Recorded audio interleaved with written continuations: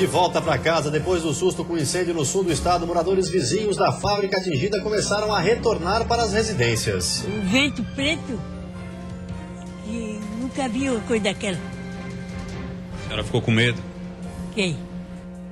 Risco para a economia com a baixa qualidade das rodovias que cortam o estado. Empresários do oeste catarinense pedem agilidade na construção de uma ferrovia. Os trilhos seguirão por São Miguel do Oeste, Chapecó, Erval do Oeste e Santa Cecília, até o porto de Itajaí, no litoral norte do estado. Eleições 2014, Federação das Indústrias divulga levantamento com as principais necessidades para o crescimento do setor. E no esporte, Avaí perde para o Palmeiras em São Paulo e dá adeus à Copa do Brasil. A equipe era a última esperança catarinense na competição nacional. E fora de campo, uma vitória do Criciúma. A equipe do sul do estado foi absolvida pelo STJD e recuperou os 3 pontos que havia perdido. Se existe dúvida na justiça do futebol, ela foi feita hoje para nós. O Band Cidade desta quinta-feira já está no ar.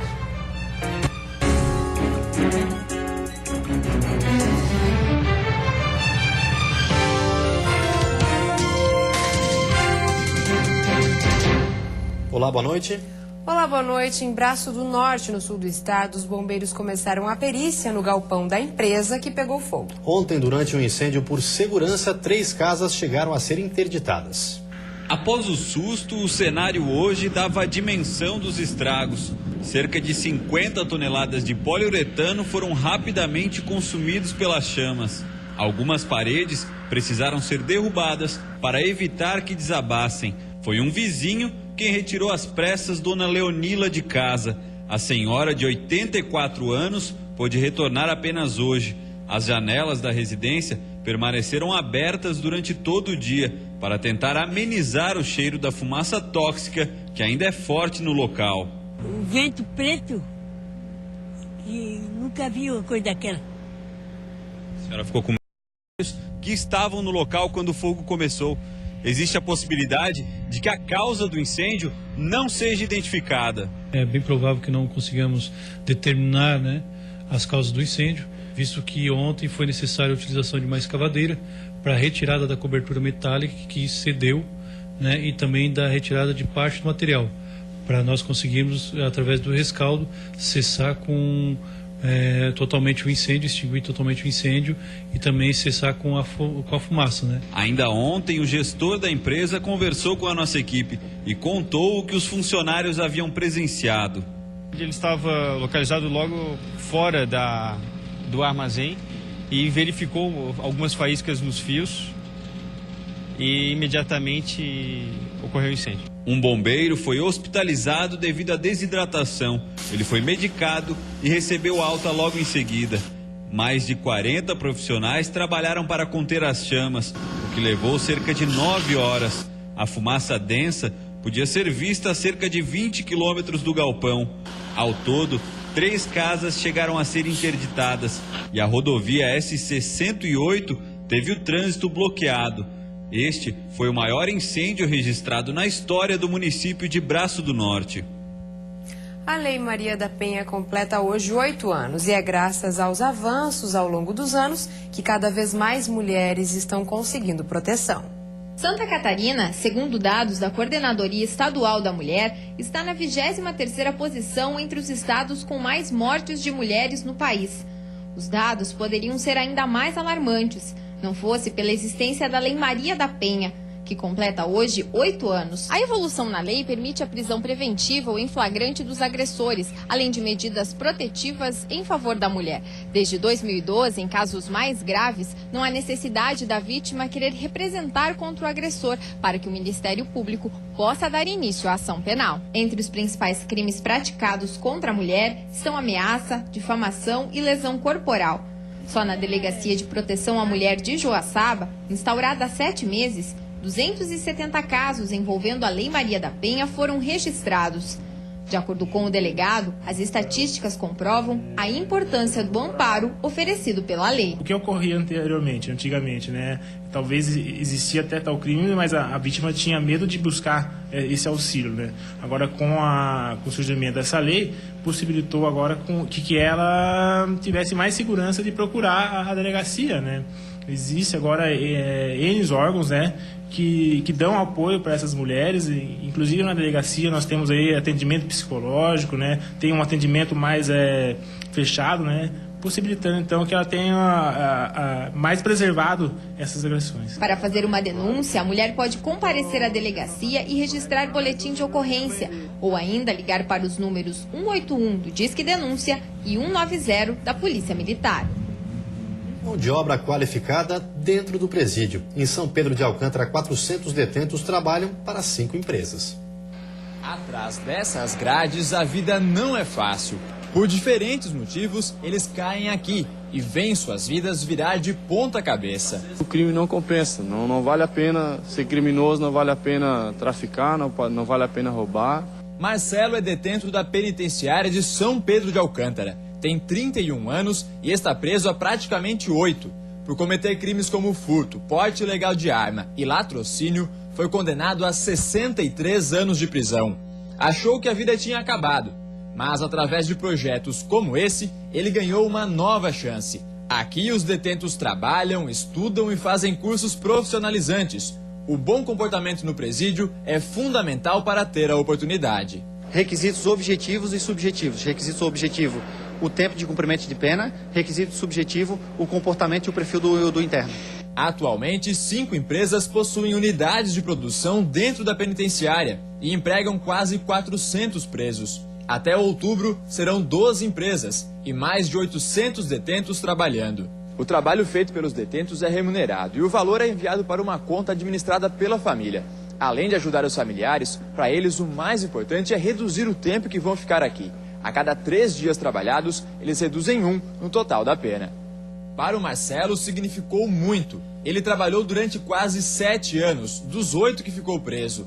Para passar para o regime semiaberto, precisa cumprir 1/6 da pena de 63 anos, pouco mais de 10 anos.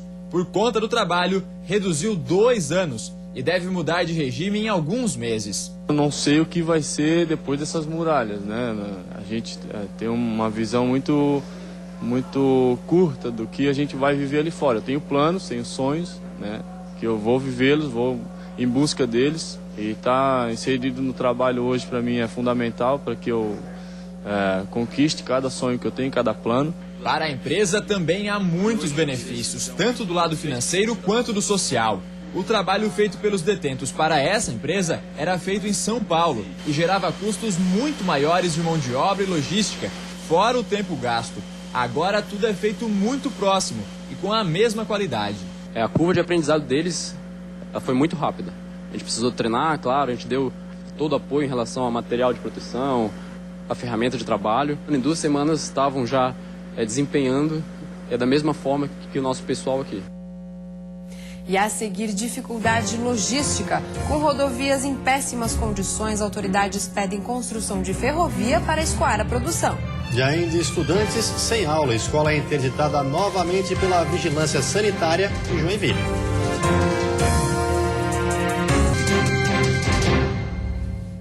Escoamento da produção. Com rodovias em situação precária, autoridades reivindicam a construção de uma ferrovia que liga o extremo oeste do estado ao litoral. As rodovias estão bastante danificadas no oeste catarinense e esta é a única forma de escoar a produção do maior celeiro de Santa Catarina. Trafegar por trechos ruins gera prejuízos, o que encarece a logística e o frete em 5%. Mas a ferrovia é uma meta de médio e longo prazo que dará um ganho definitivo, porque aí o custo de trazer o grão de outros estados deixa de ser tão expressivo e aquilo que se calcula hoje em torno de 5% de perda de competitividade por conta do frete mais caro deixa de existir e com isso a nossa ampla qualidade da mão de obra, a nossa tradição da produção de suínos passa a ser uma vantagem que certamente manterá a suinocultura de Santa Catarina como uma atividade de excelência. De acordo com o Ministério dos Transportes, a Valec, que é responsável pela construção da ferrovia, vai anunciar em 40 dias o nome da companhia que vai realizar o estudo técnico, econômico e ambiental para a construção da ferrovia, que vai ligar Dionísio Cerqueira, no extremo oeste do estado, a Itajaí, no litoral norte catarinense. O presidente da Associação Catarinense de Avicultura acredita que a construção de uma ferrovia, além de escoar a produção, poderia auxiliar o estado a não perder mais competitividade no setor, já que a avicultura catarinense foi muito prejudicada pela falta de infraestrutura e a falta de grãos. Precisamos realmente uma eficiência logística melhor. A ferrovia, não tenha dúvida que o custo logístico cairia e Santa Catarina manteria um frango mais competitivo. O ponto de partida da Ferrovia da Integração será de Dionísio Cerqueira, na divisa com a Argentina. Os trilhos seguirão por São Miguel do Oeste, Chapecó, Erval do Oeste e Santa Cecília, até o porto de Itajaí, no litoral norte do estado. No total, serão 530 quilômetros de estrada de ferro. Com a construção da ferrovia, o escoamento da produção catarinense será mais barato. Você está no sistema somente rodoviário, um caminhão que sai daqui hoje do Oeste para ir a Itajaí, por exemplo, transportando produto pronto já, ele pega essa 470 aqui, que é uma estrada que está urgentemente precisando de duplicação, com muitos riscos, né? Isso encarece seguro, encarece transporte e muitos dias, às vezes, para chegar até lá, que é até inexplicável, né? E alunos de uma escola estadual de Joinville não tiveram aulas hoje. A unidade estava interditada, mas voltou a funcionar sem a autorização da vigilância sanitária. Por isso, o local foi interditado mais uma vez. A fachada da escola indica que está tudo pronto. Pátio organizado, janelas pintadas e portas de vidro. E é bem ali que está o anúncio de interdição. O prédio da Escola Estadual Oswaldo Aranha, em Joinville, passou por reformas e ampliação durante 1 ano e meio. O orçamento foi de R$2.700.000. Na segunda-feira, a unidade voltou a funcionar, mesmo sem autorização da vigilância sanitária. A fiscal esteve na unidade na semana passada e não liberou a reabertura, ao perceber que ainda faltavam alguns reparos. Eu percebi que ainda não colocaram a porta, que quebrou, já estava quebrada, né, na sexta-feira, quando eu estive lá. Eles estavam colocando as torneiras, estavam colocando lavatório na cozinha, então na cozinha eu sei que o lavatório já foi colocado. Tá, mas aí está faltando coisa, está faltando tela, está faltando alguns detalhes. A vigilância sanitária voltou a interditar o local e registrou um boletim de ocorrência por desobediência. A escola foi interditada em outubro de 2012. Desde então, os alunos matriculados na unidade tinham aulas em espaços alugados. Com o fim do recesso escolar nesta semana, eles voltaram para esse endereço. Um retorno que durou apenas 2 dias. Com o prédio novamente interditado, hoje foi dia de ficar em casa. A escola só deve ser liberada quando a vigilância sanitária verificar em nova vistoria que os reparos foram realizados. O correto seria eles ter pedido uma nova vistoria na segunda-feira, quando eles terminaram de fato as obras que eles trabalharam no sábado e no domingo, né? Em nota, a Secretaria de Desenvolvimento Regional informou que já providencia tudo para pedir uma nova vistoria. Além da Escola Oswaldo Aranha, outras 2 unidades estaduais continuam interditadas em Joinville. E depois do intervalo tem futebol. O Avaí perde a segunda para o Palmeiras e dá adeus à Copa do Brasil. E pela Série A, a Chapecoense empata um jogo que poderia ter vencido na Arena Índio Condá. É um instante só, a gente já volta.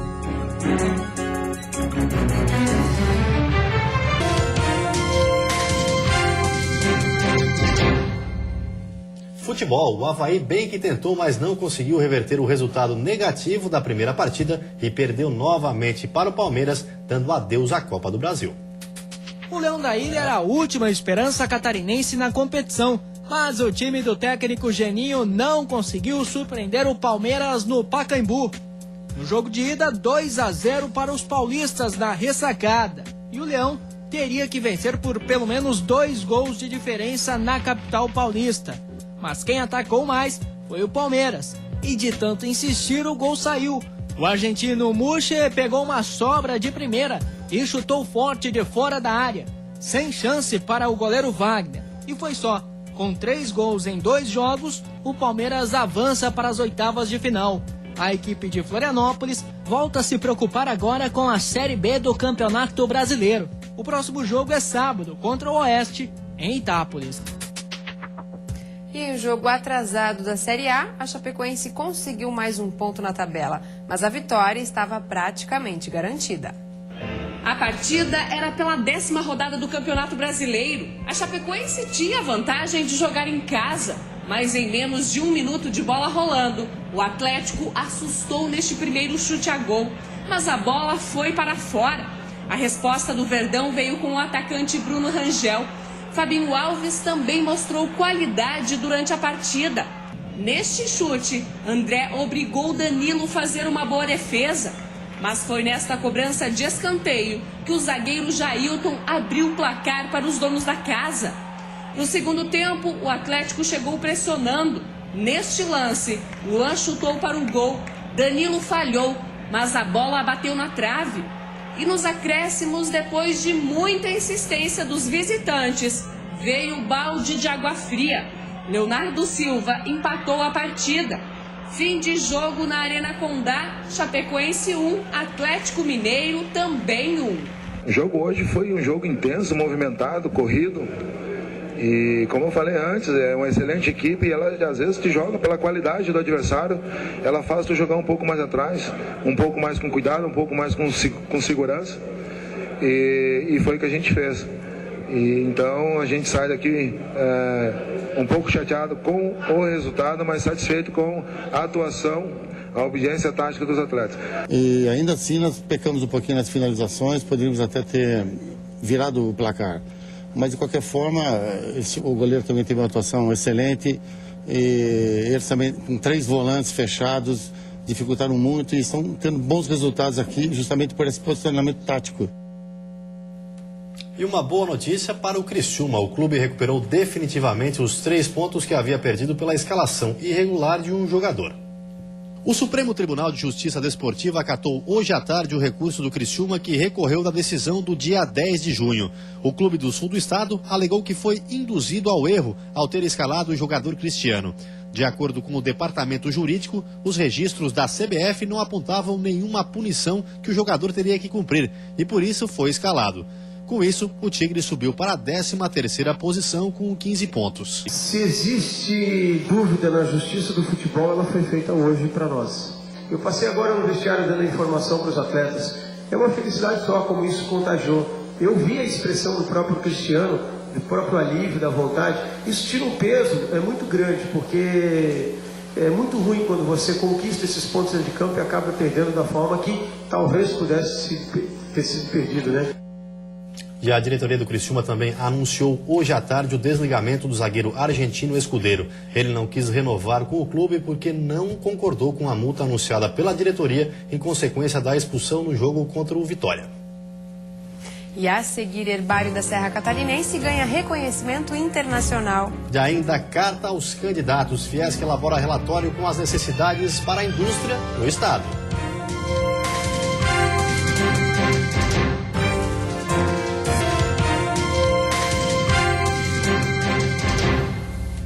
O único herbário da Serra Catarinense ganhou reconhecimento internacional. Foi em 2006 que o herbário da UDESC em Lages começou nas aulas de botânica, nos cursos de agronomia e engenharia florestal. Hoje, com mais de 6.000 plantas catalogadas, o herbário funciona como um centro de armazenamento e identificação de plantas nativas ou exóticas. 90% da coleção é formada por espécies encontradas no sul do país. Temos uma coleção que ela é padronizada, o tamanho dos exemplares das essicatas são padronizados, contém todos os dados necessários, né, como dados de coleta, número de registro da planta, quem coletou, local de coleta, observações sobre as plantas. Mas antes de chegar nestas pastas, as plantas passam por um processo de catalogação. Para identificar a espécie. Então a gente usa principalmente a Flora Ilustrada Catarinense, que é uma publicação que foi feita por botânicos do estado no século passado. Para a conservação, as plantas passam por um processo de desidratação e são armazenadas em armários de aço, em pastas como estas aqui, em uma sala climatizada, com temperatura entre 16 e 18 graus. Seguindo todos os critérios científicos, o Herbário de Lages ganhou reconhecimento internacional e passou a servir de base para estudos no mundo todo, através de um banco de dados virtual. Então é uma forma de inserir esse assunto que parece ser tão difícil, né? Já inserir lá no ensino básico, para que os alunos, ao chegar no ensino médio, já tenham um pouco mais de experiência, né, com a terminologia que a gente usa aqui para botânica, e depois no ensino superior que eles tenham então maior facilidade ainda. A sexta-feira vai ter chuva fraca pela manhã no Planalto e Litoral Sul e à noite no oeste do estado. Temperatura baixa na madrugada. A mínima deve ficar em 6 graus na Serra e a máxima em 20 no sul do estado. No Planalto Norte, mínima de 12 e máxima de 17. Na Grande Florianópolis, Vale do Itajaí. E também no Litoral Norte, a máxima chega aos 18. E na região oeste, mínima de 14 e máxima de 20 graus. E a Federação das Indústrias de Santa Catarina elaborou uma carta aberta com as necessidades do setor e sugestões que possam auxiliar a implantação de políticas futuras. O relatório da Fiesc teve apoio do Instituto Mapa e ouviu 360 industriais. Mesmo num cenário nacional de baixo crescimento econômico, a indústria catarinense se destaca. Enquanto as vendas nacionais caíram 1% desde o início do ano, em Santa Catarina houve um pequeno crescimento de 0,6%. Entre os serviços e o agronegócio aqui do estado, a indústria também comanda o emprego formal, as exportações e as importações. Apesar disso, a avaliação não pode ser considerada positiva, de acordo com o presidente da Fiesc. São índices muito baixos, muito fracos. Nós precisamos, de fato, de mudanças estruturais que possam restabelecer a competitividade da indústria catarinense. O documento reúne 9 itens principais e sugere soluções que atendem às demandas do setor. Entre os temas considerados estratégicos pela indústria catarinense estão investimentos em infraestrutura, redução de impostos, diminuição da burocracia e ajustes na legislação trabalhista. Outra área considerada prioritária pela indústria catarinense é a educação. O futuro governante que apostar nessa sugestão pode ajudar a sanar um dos principais problemas enfrentados pelo setor, a falta de mão de obra qualificada. A intenção também é aumentar a parcela do repasse federal destinado a Santa Catarina. Por isso, além de apresentar o estudo aos candidatos a governador, a Fiesc também pretende levá-lo aos candidatos à presidência. Que de fato sejam incorporados ao seu programa de governo e implementadas pelo candidato que vier a ser eleito. Vamos ver como está o trânsito ao vivo aqui na capital. Na sua tela, imagens das pontes que fazem a ligação entre a ilha e o continente. Trânsito bastante complicado para quem se dirige à área continental de Florianópolis, exigindo paciência dos motoristas. Em Florianópolis faz 19 graus nesse momento. E você fica agora com o Jornal da Band. Uma ótima noite a todos e até amanhã. Uma boa noite para você e até amanhã.